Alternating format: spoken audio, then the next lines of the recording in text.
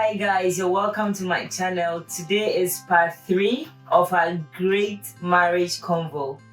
The conversation is becoming very interesting, informative and educative. So I'd like you to keep sharing, keep liking and subscribe if you are not subscribed yet.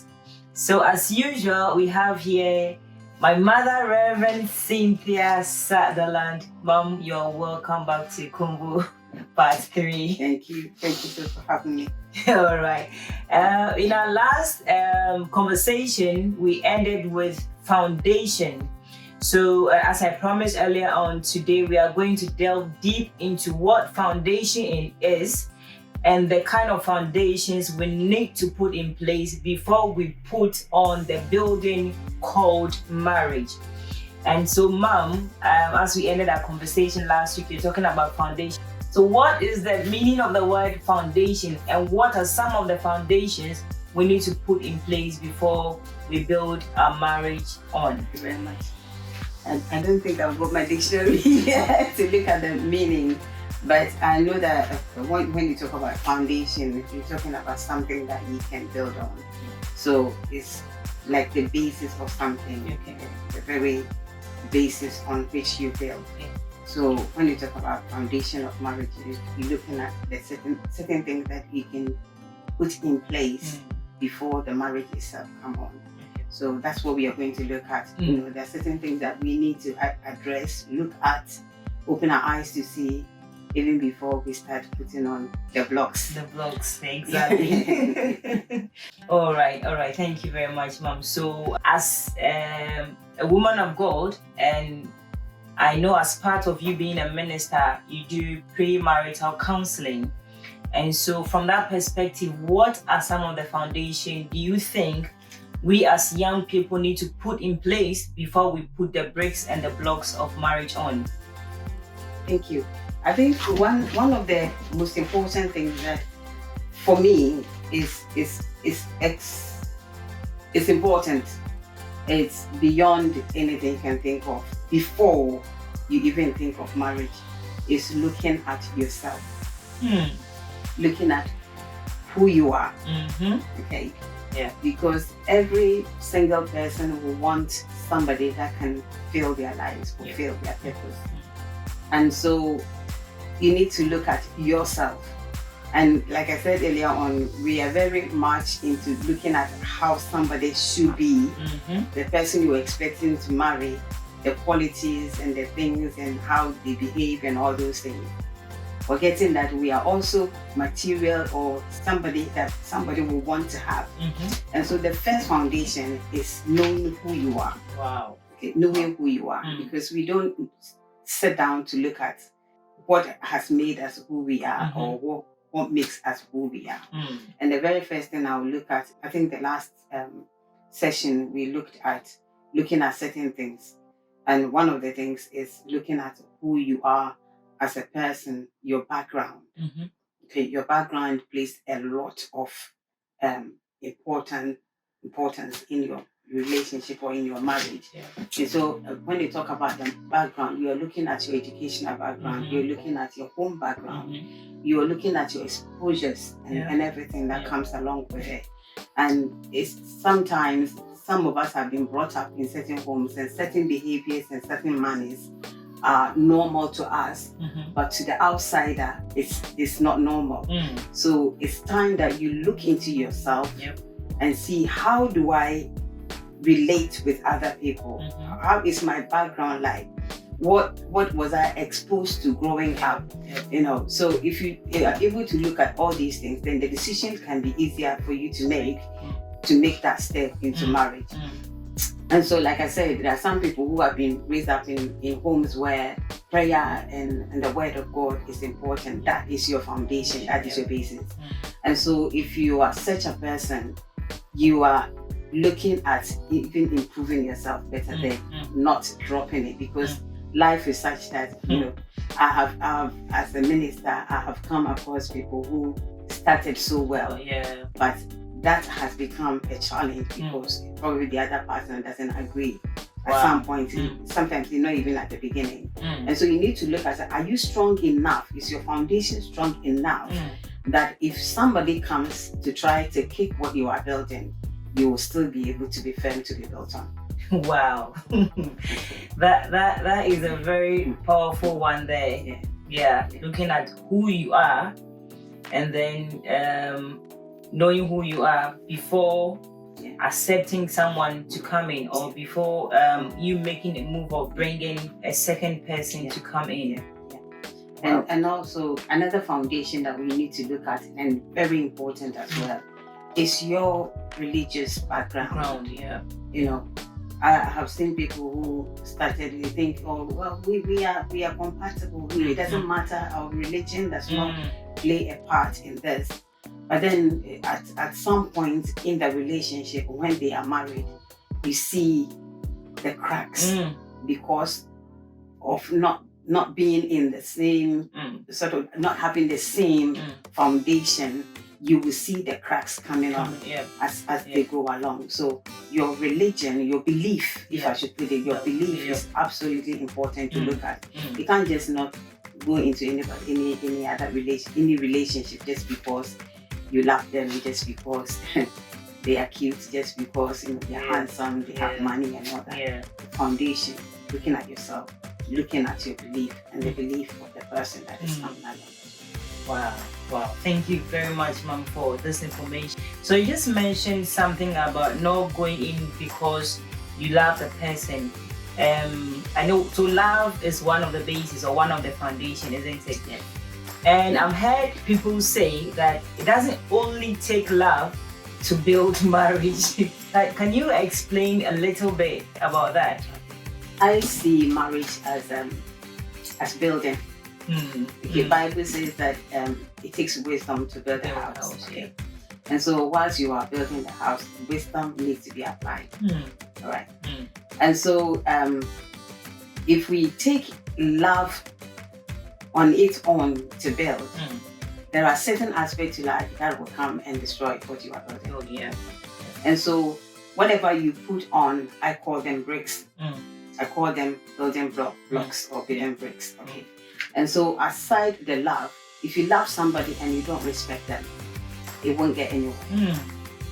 If you love somebody and you are not submissive to them, it won't get anywhere. Wow. If you love someone and you are not faithful, you won't get anywhere. Wow. So there's so many blocks that you need to put on. Love on its own won't be able, because love can, at some point in life, it can fade. Not love, I wouldn't say love itself, but what we associate love with, which is the feeling, can sometimes be absent. And if that is absent, then you have nothing. So love is what it's a working process. We need to work on. And whilst we are working on that, we also need to look at other aspects that will make the relationship blossom and be able to stand in times of difficulties and challenges of life. So there's so many blocks that we need to look at. I think one thing that I've learned from you, knowing you till now, believe that love also comes with sacrifice, and it's something that I believe a lot of us are not able to do. Wherever there is love, there is sacrifice, which is why even the Bible said, for God so loved the world that he gave his only son to die on the cross for us. So wherever there is love, there is an aspect of giving. And I think that it's something that we don't really look at. We're always looking at what we can get. But there are times that we have to give. There are times that, so this is a little tip that I have also learned that I'm sharing with you. When you confess your love to someone, be ready to sacrifice for them. Be ready to give them something. It will be needed, or it will be demanded somewhere along the line. It's absolutely true, because like I said, if it's not, if love is not based on just what you feel, then it makes that there is much more to the feeling and sometimes it comes along with work, and one of them is the sacrifice you're talking about. Sometimes your what you used to, like your free time, your free will, at some point you have to give it up. Exactly. And sometimes you have to compromise. And so it all comes along as sacrifice. You have to give if you love someone. You have to give if you want something to work. And so love requires sacrifice. Marriage requires sacrifice. Not only the feeling and not only what people get. Wow. All right, Mom. So, going back to the foundation, you spoke about knowing who you are. Should knowing your purpose as a human being, as an individual, a man or a woman, is that also a necessary foundation to build a relationship on? Because knowing your purpose, if somebody is coming in, they need to fit into that purpose. So is it a necessary foundation for marriage to be built on? I think going back to knowing who you are, you cannot just walk through life without knowing your purpose. And so that's the first one of the things that you need to look at. And especially that's I will throw to the men, because if you are bringing somebody along with you, you need to know what you stand for, what you believe, what you want to do, your future, your purpose, your plan. You need to know everything. Everything might not be as there for you from the beginning, but I think at least there are certain things that you need to look out for in life. In the next 5 years, this is what I want to do. This is where I want to be. If I bring somebody along to my life, this is what I want us to achieve. And so there's the purpose there. So when anybody comes along, you are able to share the purpose. And if the person is happy with your purpose, then they can come along with you to fulfill the purpose. But if the purpose is not there, or if it's not made clear to the person, they will come in with their own purpose, and then you see a conflicting issue, because this is what I want to do and this is what you want to do. No, I can't submit mine to yours. But if the conversation, I will go back to the very thing I spoke the last time about communication, that talking about these things makes things clearer. You cannot take somebody along if you don't know where you are going. So purpose is absolutely important in a relationship. Wow. Thank you very much, Mom, for that powerful tip that you've given us and our listeners. So going back to the conversation, I think in our last conversation, I asked a question that what if somebody says something and then you realize that somewhere along the line, they are beginning to change what they said, and you advise that if you're not into the marriage, then you might want to look at coming out of it, not even going in at all, rather than going in and then coming out. So what would be your advice for somebody who is already married? So we just spoke about purpose, where we are going. So we have a plan, we have a vision, we have a mission. And then you get married, you are settled, and you realize that one party is beginning to move away from that vision. One party is beginning to kind of retrogress. What do you do if you're already married? If you're already married, I think some people get carried away in life, And so even though initially this is what I said, and then at some point they get carried away with, personal vision, certain things, and so you forget where you started or what you wanted to do from the beginning. I think what you need to do is go back to the drawing table. So we need to get a drawing table. Yes, you do that. You always need to go back to the table and put things out there. This is where we wanted to go. What has changed? What can we do? If we are changing the route, how long can it take us to come back to where we want to be? And all these things need to be looked at. It needs to be looked at. Sometimes it's difficult to change somebody's mind when they are trying to go somewhere that it was not the initial plan. But as a Christian woman or a Christian man, prayer should be ahead all the time.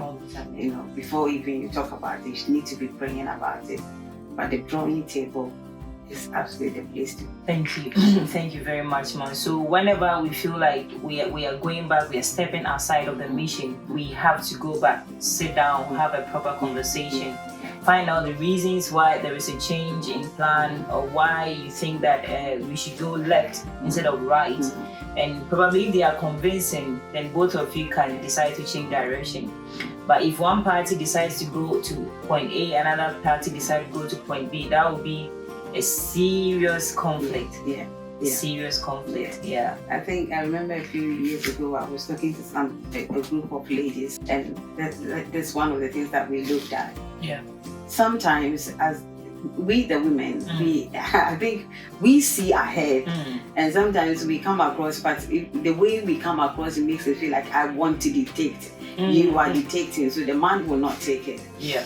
But what I advise is that when there is that uncertainty, and you talk about it and things are not changing, it is not time for you to, try to fight it and all that. Step back, pray, and support whatever the person is doing. If it doesn't work, you always have to come back to the table. Wow. Okay. Yeah. And when they come back, it's not the time to say I told you so. It's not the time to say I told you so. Blame games. Yeah. If it doesn't work, whatever you suggested. If it doesn't work, they will come back to yours. Let's give a go with yours, and I think that's the best thing to do. So yeah. Wow. Wow, the conversation is really, really getting interesting. Lovely viewers, I believe you are learning something. I'd like you to keep sharing, like, comment, and post questions. If you have any question, you can post it in the chat box and you'll be addressed. Mom, before we go, there's something that I have realized that is become a major problem in marriages, which is finances. I remember years ago, there was a guy that I was talking to, and he asked that he needs to see my financial statement before we even decide to move a step ahead in a marriage. Mom, is it necessary for us to plan our finances, or a man and a woman, before you get married, to know each other's financial background and then have a plan on how to disperse finances in marriage? I have read somewhere a lot of divorces are based on the majority of the divorces that people go through is because of finances. And so finance is very important when it comes to relationship. Even on your own as a single person, you need to be able to manage your finances. And so when the two of you come together, there must be that unified purpose when it comes to your finances. And so for somebody to come into marriage, like I said, you should be able to manage your finances. If you are not very good with it, it needs to be. These things need to be talked about before you come in. Wow. They are the blocks. It's one of the blocks. You need to look at it. I know somebody who owed a lot. A woman owed a lot. Buying high purchase here and then she was just overwhelmed with the debt. And this gentleman came into her life, and at some point, he realized that there was something going on. Letters will come, red letters, as we know in the UK. They come and it means something, and the gentleman will say it, not say anything about it, and then she will hide it. So at some point, he sat her down and had a conversation with her. So then she was able to open up to her that I owe this much and all that. And what she said was she thought that if she had opened up earlier to the man, he would have left. Wow. Yeah. So this gentleman did very well with her, took her to this debt management and all that, got plans in place even before they got married. So it was sorted before they entered the marriage. So plans were in place. When we married, this is what we're going to do. This is what we're going to do. And so if you don't talk about it, it will definitely show its head. It will rear its head when you have gone into the marriage, and it will affect it. And it comes under communication. You need to talk about it before you go into marriage.